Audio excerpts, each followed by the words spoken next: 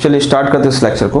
तो पिछले लेक्चर में हम लोग इलेक्ट्रिक पोटेंशियल निकाले हुए थे due to uniformly charge non conducting solid sphere, उससे पहले हॉलो स्फीयर, हॉलो कोन, ठीक है, सोलेनॉइड टाइप, इन सब का निकाले होते हैं। अब थोड़ा सा उसका यूज़ करते हैं, थोड़ा आगे बढ़ते हैं। ठीक है, हम लोग एक चीज़ पढ़े हुए कि वर्क डन एक्सटर्नल, ठीक है, इज इक्वल टू क्या था, Q naught into delta B. ये कब था, जब हम लोग काइनेटिक एनर्जी को क्या रखे थे, कांस्टेंट ना, ठीक है। तो यहीं पे हम लोग वर्क डन एक्सटर्नल जब ऐसा होता है तो ये डेल्टा यू भी होता है, ठीक है, change in potential energy. Clear है कि नहीं? अब थोड़ा इन पे हम लोग कुछ क्वेश्चन करेंगे।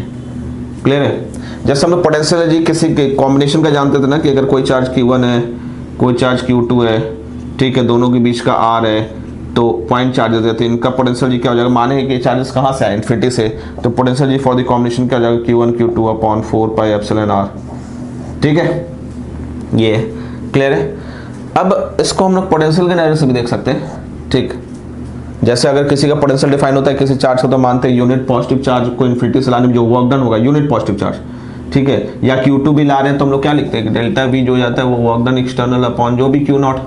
अगर हम Q नॉट का ला रहे हैं तो 1 को ला रहे थे, ये सीधे सीधे इसके इक्वल हो जाता है। ठीक है, अगर इसी की जगह 1 यूनिट कोलम चार्ज लग दो, दोनों बराबर हो जाएगा ना। तो वही डेफिनेशन है, क्वांटिटेटिव डेफिनेशन ये है कि यूनिट पॉजिटिव चार्ज को इन्फिनिटी से ला रहे हैं। ठीक है, तो यूनिट पॉजिटिव चार्ज को इन्फिनिटी से ला रहे हैं, या Q नॉट का ला रहे हैं तो work done external upon Q not. Work done external कब, जब काइनेटिक एनर्जी क्या हो, कांस्टेंट हो। ठीक है, तो ये चीज़ अभी हम लोग यहाँ पर डायरेक्टली यूज कर सकते हैं। ठीक है, कि अगर हमको पोटेंशियल पता हो तो हम सीधे वर्क डन एक्सटर्नल निकाल सकते हैं या डेल्टा यू निकाल सकते हैं। तो पोटेंशियल का हमको क्या फॉर्मूला पता है कि Q के मान लो Q1 है तो इसकी वजह से R डिस्टेंस से पोटेंशियल क्या हो जाएगा, Q1 upon 4 pi epsilon R। ठीक है, अब ये कैसे निकाले थे हम लोग, तो माने थे कोई यूनिट पॉजिटिव चार्ज Q1 के रिस्पेक्ट में हम इन्फिनिटी से ला रहे हैं। ठीक, अगर मान लो हम Q2 लाते, ठीक है, तो जैसे अगर मान लो यहाँ पे, तो इसके वजह से यहाँ पोटेंशियल क्या हो जाएगा, ये आ जाएगा। अब हम कोई इन्फिनिटी से अगर हम कोई Q2 चार्ज लेते आ रहे हैं, ठीक है, तो हम वर्क डन एक्सटर्नल या डेल्टा यू क्या लिख देंगे, सीधे सीधे Q2 इंटू डेल्टा वी लिख देंगे ना। ठीक है, क्योंकि हम किसको ला रहे हैं, Q2 को ला रहे हैं। जैसे वर्क डन यहाँ पे ध्यान दो, वर्क डन एक्सटर्नल क्या हो जाता है तुम्हारा, यही से आ रहा है, वर्क डन एक्सटर्नल की value Q not into delta we. Q2 को ला रहे हैं तो Q2 इंटू डेल्टा वी हो जाएगा। ठीक है, तो Q2 इंटू क्या आ जाएगा हमारे पास, Q1 upon 4 pi epsilon R।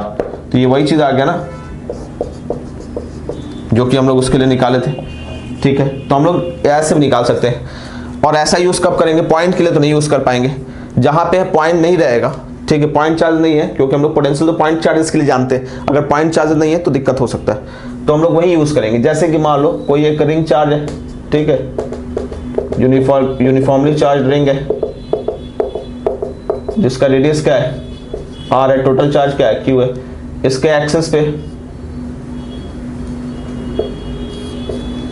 ठीक है, इसके एक्सेस पे स्मॉल r डिस्टेंस पे कोई एक लीनियरली चार्ज रॉड है जिसका लेंथ L है और लीनियर चार्ज डेंसिटी क्या है। अब इन दोनों में बोलेगा कि अगर हमको potential energy for the combination निकालो। ठीक है, ये जो कॉम्बिनेशन है, माना जा रहा है कि दोनों कहाँ से आए, इन्फिनिटी से आए, तो इनिशियल पोटेंशियल एनर्जी क्या हो जाएगा, 0 हो जाएगा। ठीक है, तो हम लोग ऐसे केस में क्या करेंगे, ये वाला केस लगाएंगे, पोटेंशियल निकालेंगे, ठीक है, और दूसरा वाला चार्ज मल्टीप्लाई कर देंगे। पर दूसरा वाला चार्ज यहाँ पॉइंट चार्ज है, यहाँ दोनों में से कोई पॉइंट तो नहीं है, दोनों में से कोई पॉइंट तो नहीं, मैटर फिर भी फंस रहा है। तो हम लोग क्या करेंगे, एक का पोटेंशियल निकालेंगे, दूसरे में कोई पॉइंट लेंगे, ऐसा पॉइंट लेंगे जिसको हम इंटीग्रेट कर सके। ठीक है, जैसे कि या तो हम रॉड को निकाल दें हर एक पॉइंट पे, यहाँ हर एक का पोटेंशियल निकाल दे, ये भी अच्छी बात है। ठीक है, या हम रिंग के वजह से यहाँ निकाल दें। ठीक है, तो रॉड के वजह से ऐसे निकालेंगे तो कुछ इंक्लाइन है, जनरल पॉइंट वाला निकालना पड़ेगा, वो भी निकाल सकते हैं। या रिंग का हम निकाल दें रॉड पे, तो रिंग का हम रॉड पे किसी एक डिस्टेंस पे, R डिस्टेंस वाले जानते हैं, जैसे X डिस्टेंस वाले निकाल सकते हैं। ठीक है, तो X डिस्टेंस से पोटेंशियल निकालेंगे और यहाँ का पॉइंट चार्ज मल्टीप्लाई कर देंगे तो पोटेंशियल एनर्जी आ जाएगा दोनों के बीच में, रिंग का और इस पॉइंट चार्ज का। मान लो ये पॉइंट चार्ज DQ है, ठीक है, तो DQ और रिंग के बीच का पोटेंशियल आ जाएगा। अगर हम कोई एक डिस्टेंस लेते हैं तो उस पॉइंट पे हम पोटेंशियल निकाल सकते हैं और DQ मल्टीप्लाई कर देंगे तो दोनों के बीच का क्या आ जाएगा, पोटेंशियल एनर्जी आ जाएगा। ठीक है, तो ऐसा कर सकते हैं, तो यही किया जाए। और फिर इस DQ को हर एक पॉइंट के लिए निकाल के सारे पोटेंशियल को क्या कर दिया जाएगा, ऐड कर दिया जाएगा। क्लियर है? तो ऐसे केस हम लोग पोटेंशियल का यूज कर सकते हैं, क्योंकि पोटेंशियल डायरेक्ट निकालना पॉसिबल नहीं होगा क्योंकि पॉइंट चार्जेस नहीं है, तो हम लोग पोटेंशियल से निकाल सकते हैं। ठीक है, कॉम्बिनेशन का निकालने जा रहे हैं हम, ध्यान दीजिए। ठीक है, तो अपना तरीका अप्लाई करते हैं। तो हमारे पास जो रिंग है उसका लेते हैं, उसको तो हम लोग का फॉर्मूला पता है ना भाई, स्केलर क्वांटिटी डायरेक्ट हर एक पॉइंट चार्ज यहाँ पे कितने डिस्टेंस पे है, तो आप डिस्टेंस निकालोगे क्या आएगा, under root of R² plus ये एक्सियल डिस्टेंस x हो गया, ये रेडियस r हो गया, तो ये हाइपोटेन्यूज सबका ये डिस्टेंस है।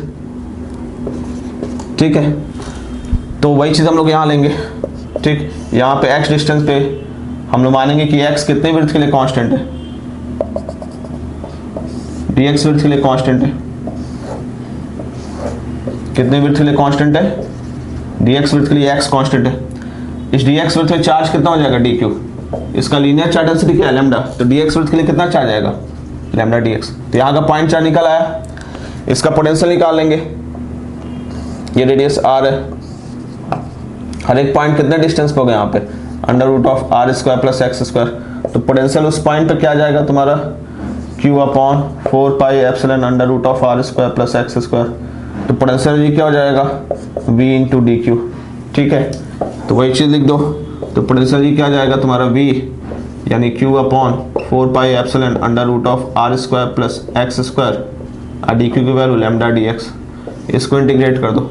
कहाँ से कहाँ इंटीग्रेट करेंगे, x को, तो नियरेस्ट चार्ज का कितने डिस्टेंस पे, यहाँ से, ये x ऐसे लिया ना, तो नियरेस्ट चार्ज कितने डिस्टेंस पे, r, और farthest charge r plus l।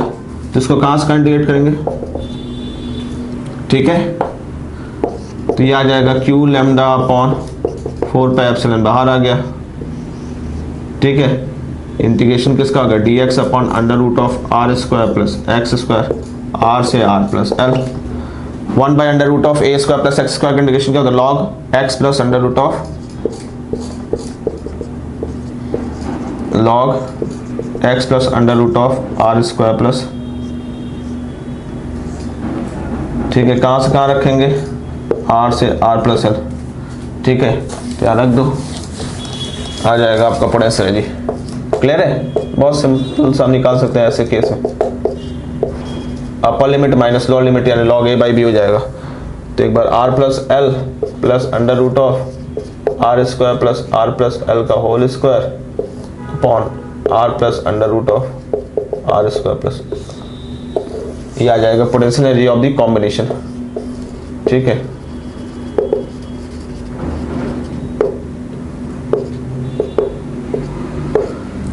ठीक है, इन दोनों की वजह से जो पोटेंशियल एनर्जी हो रहा है, कॉन्स्टिट्यूट हो रहा है, उसको हम निकालें, किसी एक की वजह से नहीं। ठीक है, सेल्फ नहीं निकालें, इन दोनों की वजह से जो कंबाइन है।